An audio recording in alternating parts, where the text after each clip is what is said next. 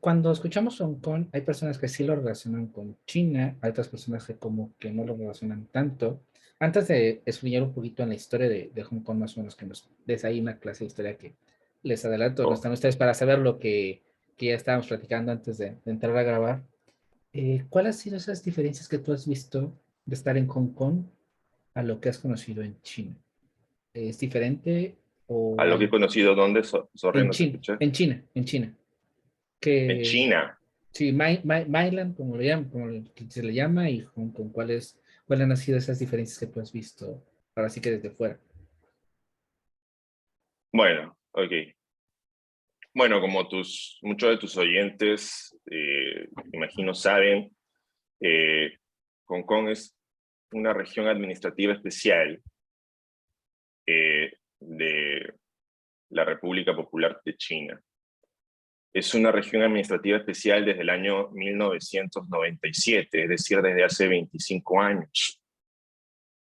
Antes de ello fue un territorio, por un tiempo colonia, y en los últimos 15, 17 años de dependencia del Reino Unido, fue un territorio llamado territorio de ultramar.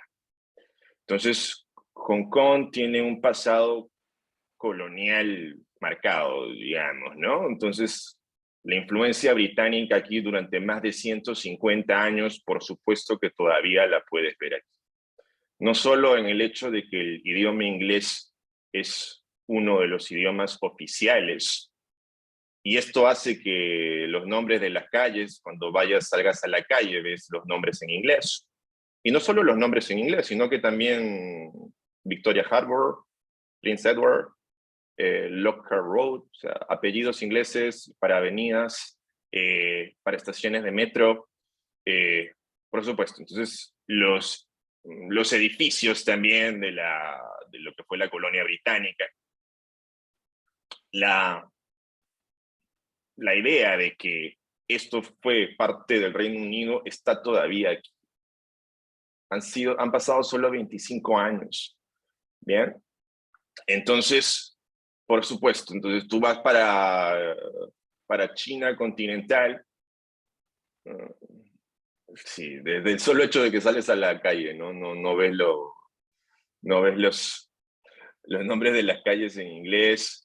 Otra cosa es que aquí el inglés es lengua oficial, como te decía, y se enseña en los colegios, se habla, tú puedes ir a cualquier tienda, a cualquier mercado, hablas en inglés y te van a responder en inglés. Trata de hacerlo en China. Me dices qué te sucede. Eh, si vas a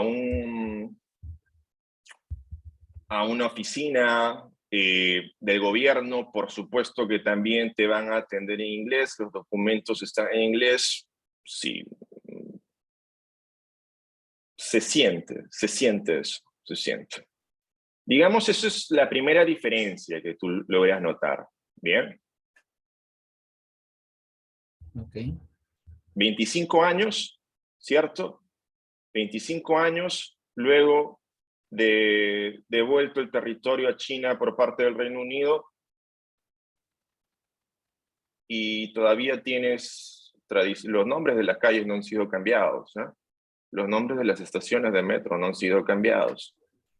Muchas leyes no han sido cambiadas. Muchas ordenanzas no han sido cambiadas.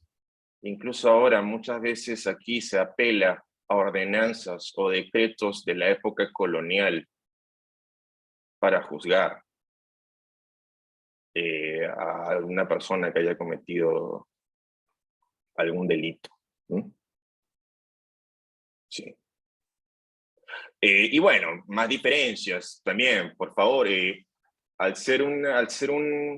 Una región administrativa especial, Hong Kong tiene un alto grado de autonomía.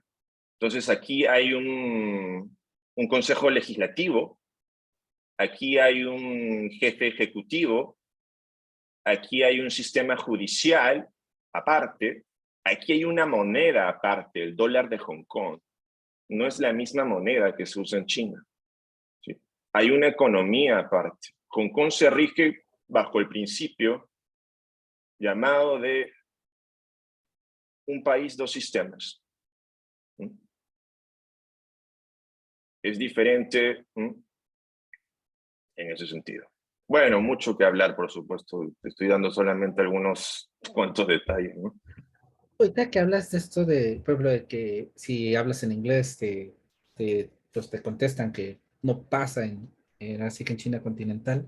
También, por ejemplo, el trato con los extranjeros es diferente, no es más natural, o es porque tú estás, si vas a una ciudad pequeña, una ciudad mediana, que no es una capital, en China te ven raro, ¿no? Eres como que el foco, si eres extranjero, todo el mundo te voltea a ver porque eres el extranjero.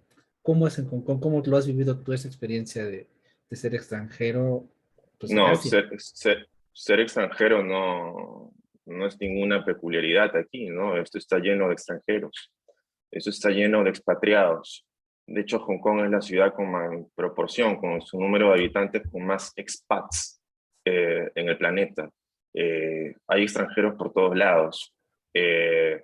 Sí, no es nada raro y están perfectamente integrados con la sociedad. Ahorita Incluso comentas, hay jueces que son extranjeros. wow. Ahorita Sí. hablabas de las diferencias, pero ¿cuáles son este mix? ¿Cómo has visto? O sea, se notan las diferencias, está el inglés, están todo esto, pero ¿cómo confluye? ¿Cómo es un país? ¿Cómo has visto que se une a China? A ver, En qué es similar? ¿en qué es similar Hong Kong con China? Ujú. Bueno, bueno, China también es un país civilización, es un país continente, es un país gigante. Es difícil encontrar también unidad cultural dentro de China. Hay muchas regiones, muchas diferencias regionales. eh, y Hong Kong pertenece para el sur de China, para el área de Guangdong. Entonces, similitud, si me preguntas, sí. En Hong Kong la lengua oficial, bueno, digamos, históricamente es el cantonés. ¿Sí?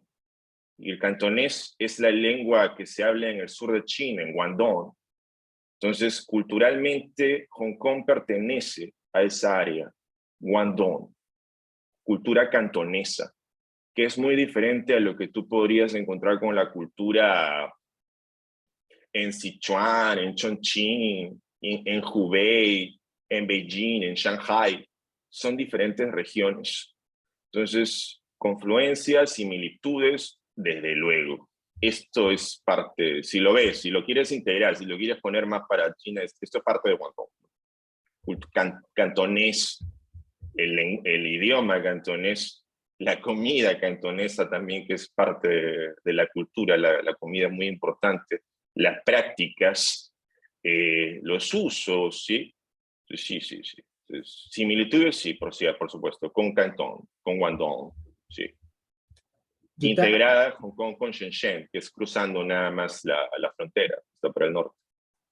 ahorita aprovechando un poquito de la plática o retomando más bien la plática que teníamos antes de comenzar a grabar, que nos pudieras compartir a aquellos que no conocen un poco Hong Kong. Lo comentabas, ¿no? A lo mejor para muchos, como que hace 25 años, colonia británica, más o menos así como muy esbozos. ¿Cuál ha sido esta historia que tú conoces, que nos Bueno, puedes compartir de ella? la historia de Hong Kong.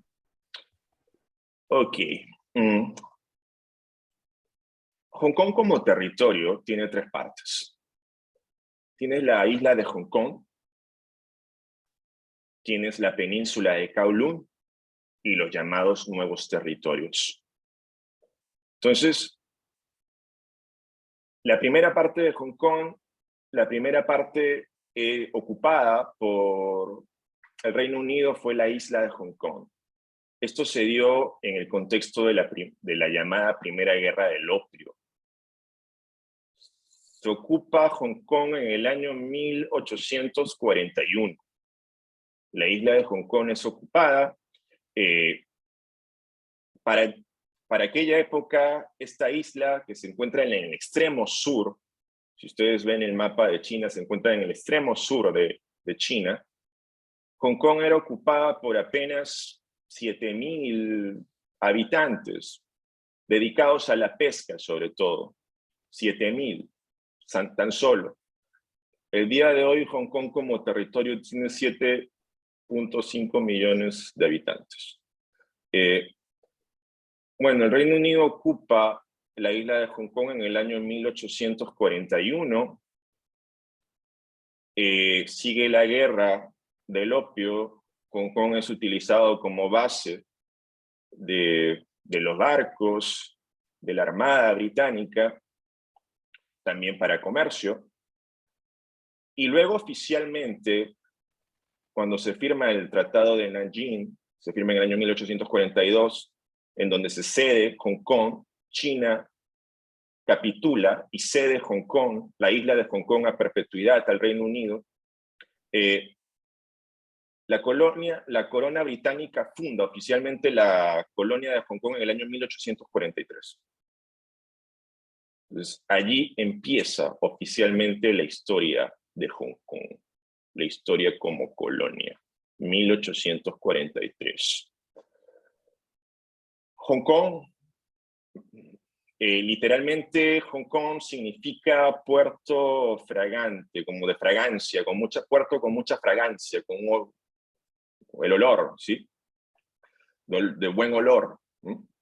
Es un puerto natural impresionante, pero luego en la Segunda Guerra del Opio, que se da en menos de 20 años de ocupado Hong Kong, y en la Segunda Guerra del Opio no solamente participa el Reino Unido, sino también Francia. El Reino Unido y Francia vencen a China, y no solamente la vencen, digamos, en el mar, sino que ocupan Beijing y saquean el Palacio de Verano, lo que se considera como una humillación histórica. De hecho, lo que China llama el siglo de las humillaciones empieza con las guerras del opio. Entonces, al ocurrir esto, cuando los franceses y británicos saquean este palacio y ocupan Beijing, el emperador huye, se va de Beijing. Y se ve forzado también el imperio de China a firmar un tratado de paz, el Tratado de Beijing, la Convención de Beijing. Y en esta convención, lo que va a obtener el Reino Unido, aparte de cuestiones ligadas al comercio, libertad de comercio, obtiene la península de Kowloon, que se encuentra al norte, exactamente al norte del puerto de Hong Kong. De repente puedes poner un mapa ahí después. Se encuentra exactamente al norte, muy cerca. Tú tomas un ferry, simplemente en 3 minutos cruzaste de Hong Kong para Kowloon. Y toman esto por cuestiones estratégicas, de acuerdo con los británicos. Porque al estar tan cerca de la isla, si otra potencia toma la península de Kowloon, Hong Kong, la seguridad de Hong Kong está en riesgo. Ellos, por cuestiones estratégicas, toman la península de Kowloon. Y porque también Kowloon es una planicie, mientras que Hong Kong es una isla, cierto, pero no es una planicie, tiene muchos montes, muchas colinas, muchos cerros, su geografía es muy accidentada. Pero Kowloon, la península de Kowloon es una planicie y eso les permite allí poner tropas, hacer ejercicios militares, entonces por cuestiones estratégicas y militares. Toman la península de Kowloon en esta Segunda Guerra del Opio y también la toman a perpetuidad, de acuerdo con la Convención de Beijing. Ahora, también lo que aceptan los británicos es que, esto es una cuestión curiosa, en Kowloon va a permanecer un fuerte, lo que luego se llamaría la Kowloon City, la ciudad amurallada de Kowloon. De repente tú has escuchado acerca de esto, has visto las películas, ¿no? Que es como, al final es tierra de nadie, ¿no? Porque allí no tiene soberanía el Reino Unido, pero luego de que cae la República de China en la revolución y empieza la República Popular de China, no tienen no tienen control efectivo de esa ciudad amurallada y se convierte en tierra de nadie. Entonces allí puedes ver las películas, se filman las películas de Van Damme, las películas de Kung Fu, tiene mucha de leyenda eso. Bueno, eso como una cuestión anecdótica. Hoy no existe la ciudad amurallada de Kowloon, fue demolida. Pero bueno, en la Segunda Guerra del Opio, entonces el Reino Unido toma la península de Kowloon y luego de algunos años, cuando China ya empieza a flaquear más, ¿sí? Empieza el imperio de China a mostrarse más débil, otras potencias europeas toman puertos como Alemania, Rusia, China. Rusia toma un puerto en el norte de China, Francia también toma un puerto, e incluso Francia toma un puerto cercano a Hong Kong. El Reino Unido decide ir más para el norte. Entonces, negocia con China la cesión de lo que se conoce como los nuevos territorios, que de hecho es el 90% del territorio de Hong Kong, de la administración de Hong Kong. Es el 90% del territorio. ¿Sí? Kowloon, la península de Kowloon y la isla de Hong Kong constituyen únicamente el 10% de todo el territorio. En los nuevos territorios está la gran isla de Lantau, por ejemplo. ¿Sí? Es más grande la isla de Lantau que la misma isla de Hong Kong. En la isla de Lantau está el aeropuerto. En la isla de Hong Kong está ahora Disneyland.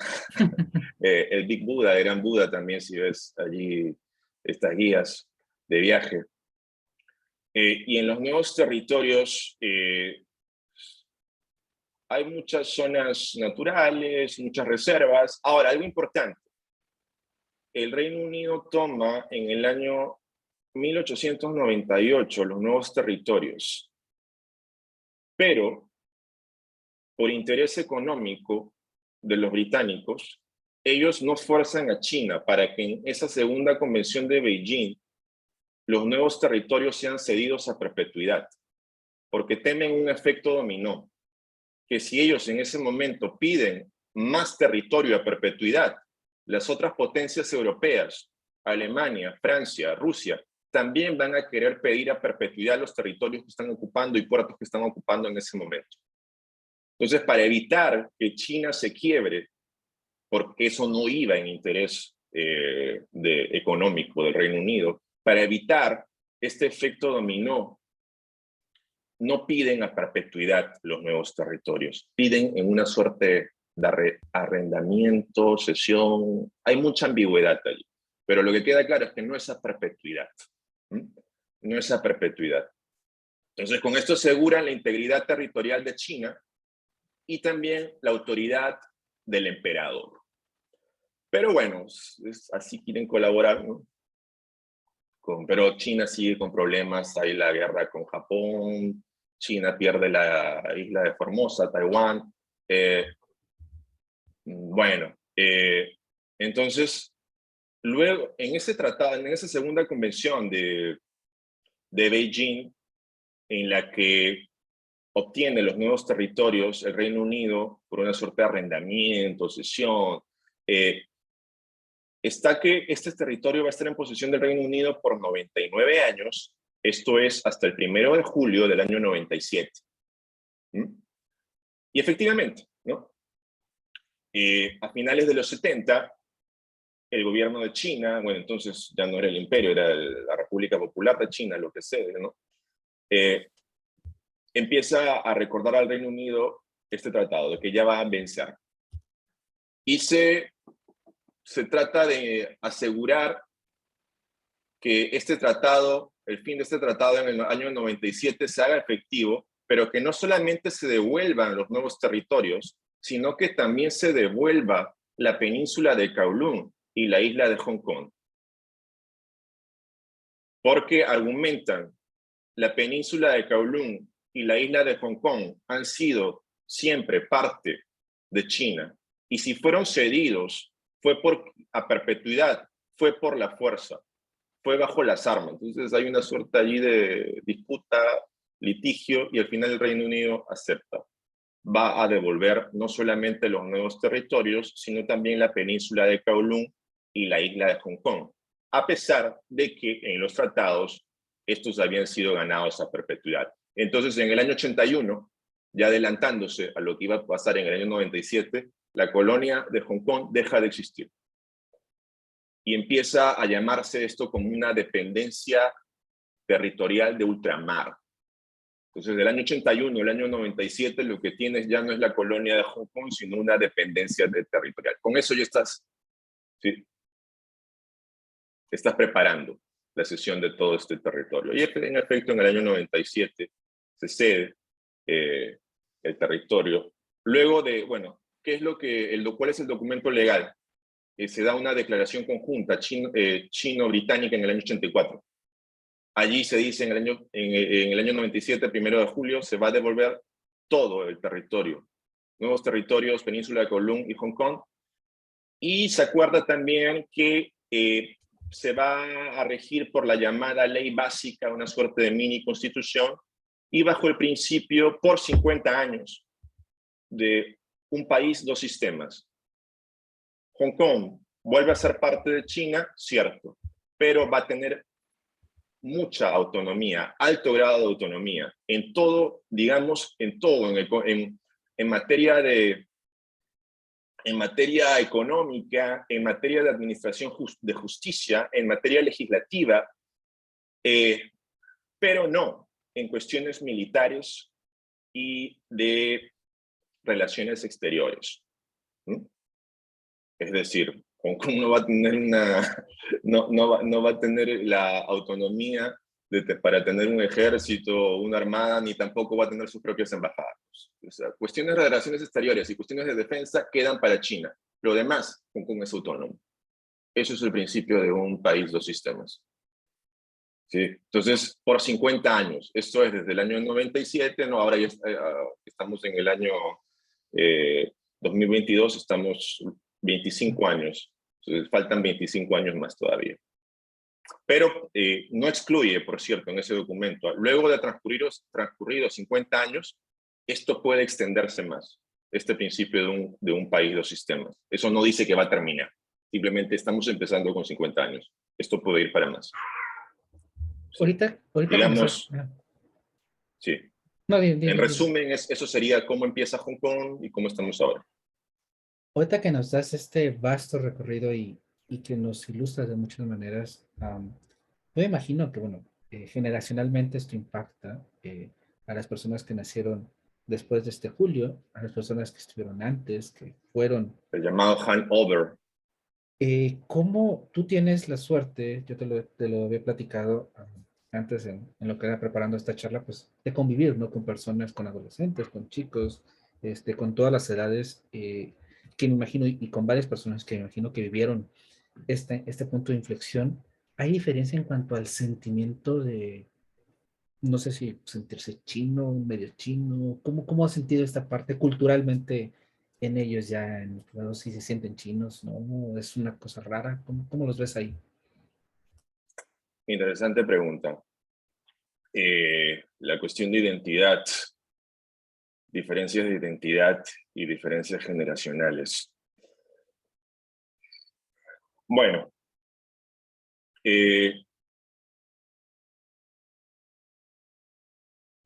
hubo hace una cuestión de 5 años o 10 años una encuesta preguntando a personas aquí en Hong Kong cómo se identifican las opciones. Entre las opciones está, por supuesto, chino o hongkonés. Y la abierta mayoría se identificaba como hongkonés. Pero hongkonés no es algo excluyente con ser chino. No es como que si soy hongkonés no soy chino. Es como que tú digas, como alguien digas, ¿cómo te identificas? ¿De Fujian o de China? Bueno, soy de Fujian, pero también de China. Entonces, en principio, la llamada identidad hongkonesa no es necesariamente excluyente con ser chino. No, y creo que de lo que dices, rescata esta parte de cómo mencionas que, porque muchos luego quieren desvincular, ¿no? El ser hongkonés de ser chino, y tú lo vinculas, y eso creo que es interesante porque maneja esta Digamos, parte, es ¿no? que es que te pueden asegurar, por ejemplo, alguien te dice, ok, yo soy de Hong Kong, tengo pasaporte británico, nací durante la colonia británica aquí, considero, eh, considero la corona británica, ¿no? Considero a mi reina. Salve la reina, ¿no? Sí, exacto, exacto, sí. Hay una persona de 35 años que dice, sí, es mi reina. Yo nací aquí, tengo mi pasaporte, pero soy chino también. Porque, primero, tengo la etnia Han, racialmente soy chino. Tengo la cultura también, mis padres, muchos, la mayoría de Hong Kong son, como te dije, Hong Kong solamente había 7.000 habitantes. Hong Kong ha recibido serie de ola de inmigrantes de China, específicamente de Guangdong, sobre todo de Guangdong, durante todos estos 150 años. Así que no te van a sacar muy pocos y casi el porcentaje de 3-4% que te van a decir, yo he vivido acá en Hong Kong desde el inicio de la colonia británica, puedes trazar los lazos, la historia de mi familia. No. Entonces, sus padres, sus abuelos vienen de China continental. Incluso hay muchas personas, como te decía a ti, de etnia india, que su historia es mucho más larga aquí en Hong Kong. Tienen 100 años, ¿bien? Entonces, como te decía, ellos te podrían decir, sí, yo soy hongkonés, tengo mi pasaporte, pero soy chino también, soy étnicamente Han, históricamente, sí, mi familia viene de China. Y sí, reconozco eso, o sea, reconozco esa historia, reconozco ese pasado. Pero no niegan su educación inglesa, su cultura también marcada por Occidente y su bien marcado acento inglés, que es el inglés el inglés de Hong Kong. Sí. Sí, sí, entonces no es excluyente, no es excluyente el que diga soy hongkonés, pero no chino, ¿no? O sea, por favor, sus padres, sus abuelos, sus bisabuelos tienen su historia en China también, reconocen esa historia, pero sí, es que hay suficiente, ya después de una generación, 2 generaciones, ya con esta confluencia que hay con Occidente, aquí ya se genera otro tipo de identidad, otro tipo de cultura, otro tipo de aproximación a la sociedad, al mundo. Entonces, hay diferencias culturales, sí, pero históricamente se reconocen como chinos. Incluso los más radicales, no creo que alguien diga yo no soy chino para no reconozco mi historia china para nada. O sea, no, reconocen esa historia, reconocen la historia, pero culturalmente sí hay un cierto sentido de sentirse diferentes. Sí. Y Y eso no es solo algo que te lo pueden decir acá en Hong Kong, sino que también en la China continental, también ellos mismos te van a decir que los de Hong Kong tienen una manera de ver el mundo diferente.